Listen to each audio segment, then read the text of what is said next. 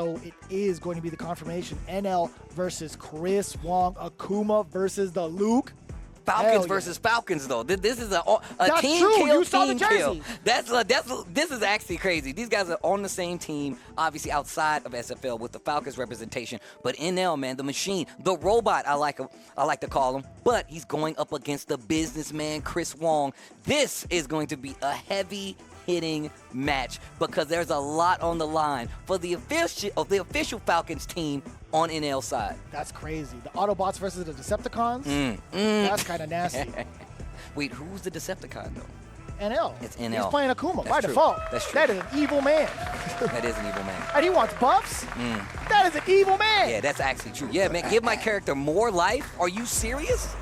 I can't believe you just said that. I'm going to have a talk with him. Now that I know he can talk back, I'm like, yo, are you crazy? But here we go. Chris Wong, NL, Akuma versus the Luke. Falcons needs this W going up here against Red Rooster.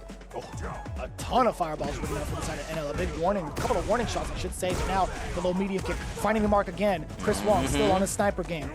Okay, back throw. Here comes NL.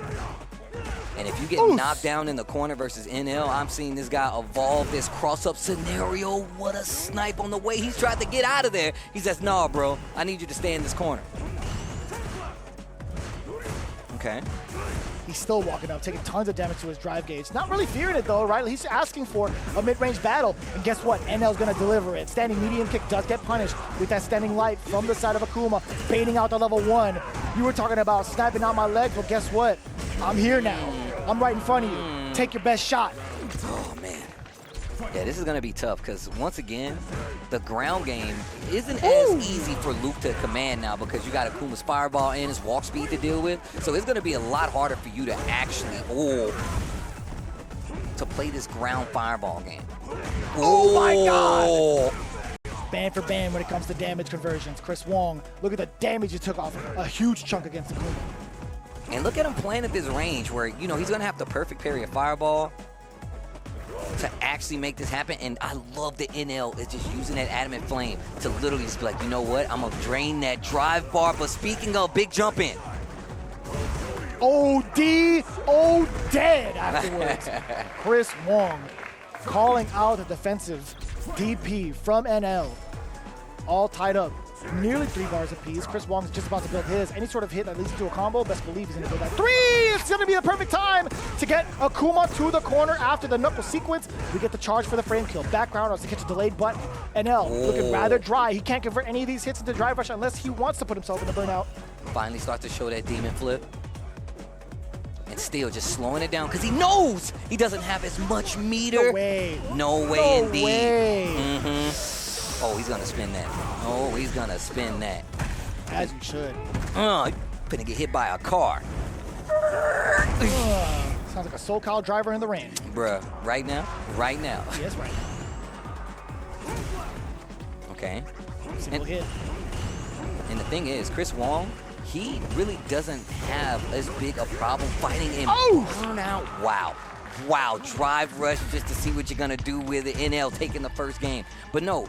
Makes sense. I don't think he had a lot of life left to even try to salvage a DI back, right? He was in one of those situations where you couldn't. But yeah, I was going to say, the fact is that NL is really making it where Chris is really second-guessing some of his approach. He's typically one of these players like, I'm going to get to this range and I'm going to make you play.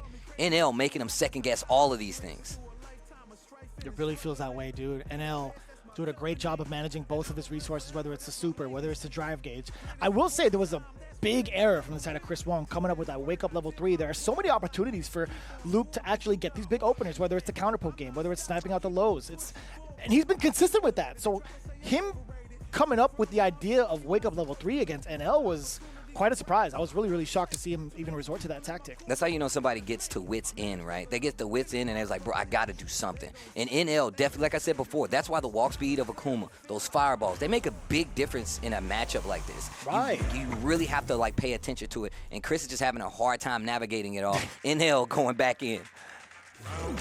Those faces are really uncomfortable. We got to get DLC faces. DLC faces. I'm telling you, man, that'd be kind of sick.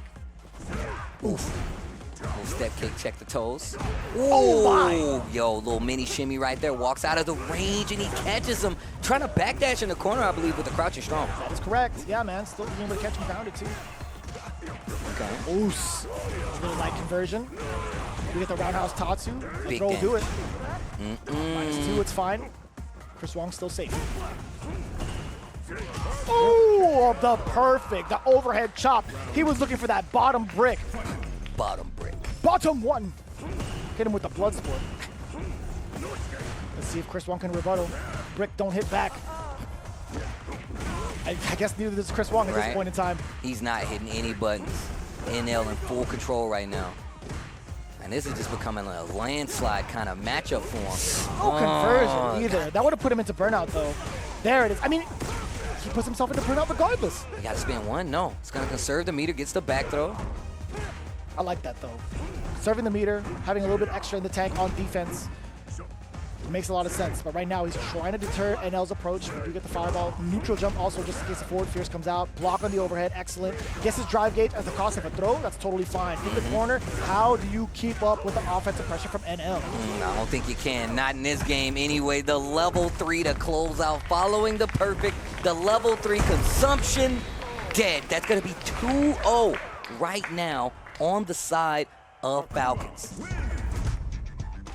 And the doubt slowly creeping in on Chris Wong. You see it in his face. You see it in his expression. Whether it's like on the player cam and also post matches, right? It's the first time we've really seen him like not feeling too confident physically, right? Like had to consult the bench.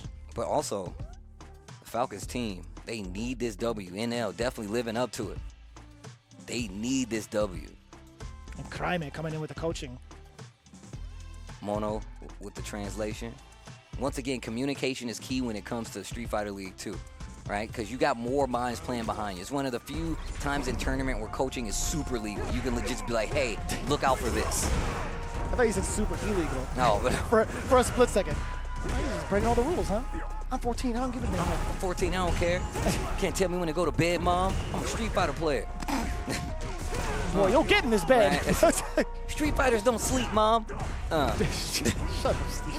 You want to be a real Street Fighter? We'll sleep out in the streets then. Real Street Fighters eat their veggies. It's facts, they do. Look how buff they are. I don't know, man. Akuma looked like he's on an all-meat diet, bro. Probably. Oh, the DI! Okay, full extension here. He's got one bar to work with. Plus frames on the fireball with the charge. One more interaction, and the chip might do it. The OD fireball, one more round, and then we get the extra. We go into overtime. Oh, I like that. Going over the adamant flame, pumping the brakes just in case Chris Wong wanted to try to interrupt. Oh, wow. Good confirm with the combo right there after the kick. NL's just been too sharp right now. Gauging this before the medium kick. That could have been a big jump in for Chris Wong. He went for Rooster instead. The pickup after the OD fireball, I like that. What?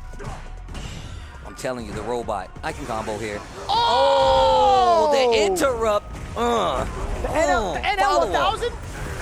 That's crazy. We don't even have that model yet. He's chasing the car down the street, and the perfect to go into the extra innings. This is really good news for this Falcons team. I believe they're going to put Cien up to go up against Crossover in the extra innings. The overtime points are on the line. Falcons trying to take back control of this, and you see him getting ready. Oh, man. Damn, son. And that was a blowout, by the way. Not even just in fashion of 3-0, but the amount of control from NL. We spent majority of that game on the east side, hanging out with Yipes and them, just making sure that Chris Wong does not get a chance to play. Oh my gosh, the perfect sneaking in the overhead as well. And this is why I call this dude the robot, bro. It's like, this dude is actually a machine. He's like, oh, did I hit you? I can confirm off of this. I can convert off of this. He's definitely gonna know those setups. And right here, just a chip scenario where it makes you guess even harder. Now, oh man. OD. And even if he wasn't done with that, OD uppercut would have definitely run through, right? There was just so much control from NL. And even the reaction to after the forward medium kick, he's definitely buffering. Bruh, you know he was. And look at the pickup, spins the meter. The robot, he wants bro. Buffs? That's what I'm saying. Why, Capcom, don't listen to this guy. You see what he's doing with 9,000 health? You gonna give him more?